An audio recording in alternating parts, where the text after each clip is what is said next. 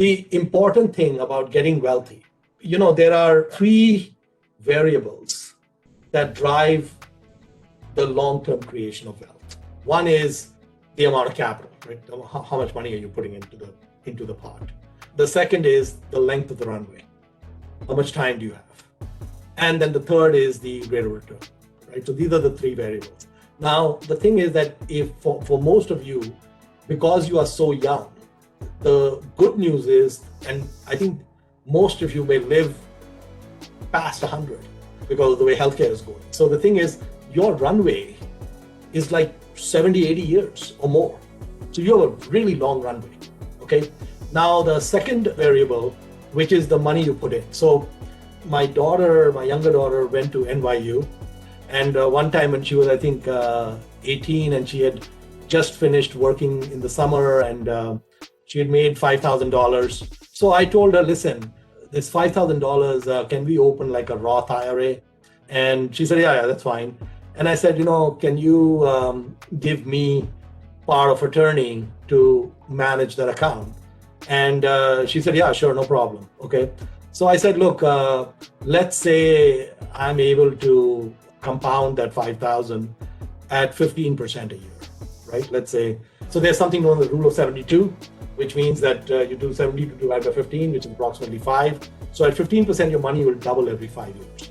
Life is all about the number of doubles. So I told her, listen, I told her, Momachi, you're 18 now. What would this 5,000 be worth when you are 68 years old? If I'm compounding at 15% and doubling every 5 years. And it's like 2 a.m, she's like falling asleep and whatever. So I said that it's $5 million. Okay. So now she's wide awake. She says, how did that happen? I said, well, one double, which means when you're 23, it's 10,000. And then you're 28, it's 20,000. And then you're 33, it's 40,000. So it's doubling. So 10 doubles, which is what 50 years is 2 to the power of 10. 2 to the power of 10 is 1,024. So let's throw away the 24 because I cannot handle complicated math. So we have 1,000. So you have 5,000 times 1,000, add 3 zeros, and that's 5 million. Okay. So, and Uncle Sam doesn't get any of it ever. Awesome. Okay. So, and I said, then, when you're 19 and you do another summer job, and how much will that be when you're 69? And she said, 5 million. I said, oh, that's great. So now we have 10 million. Okay. And then I said, at some point you will graduate and be able to save more than 5,000 a year. So at 22, you might get a job, 70, 80,000 or whatever, and you might save maybe 10,000 in a year or something.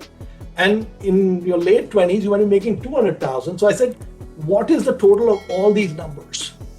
She said, my head would explode if I could figure that out. Okay. And the numbers become mind-boggling, right? And does it take superhuman amounts of saving? No. You can even reduce the compounding rate. So if I take the 15% down to 10% and I increase the period to 7 years, it's the same thing. It doubles every 7 years, 72 divided by 10, right? So 7 years. So if your runway, so instead of a 50-year runway, it was a 70-year runway, the end result will be the same. So the bottom line is, we don't need great stock picks. That's not where the game's at. Because if I give you one stock pick, it'll run out of steam in 2 or 3 years. Then what are you going to do? I won't be anywhere to be found. Okay, and then you'll be wondering, hey, where do I get my next stock pick? So forget all that. Put it in the S&P. You'll own Apple and Amazon and all these other great businesses, which is just fine. And set it and forget it. And that's it, you're done. And the more important thing than which stock is your savings rate.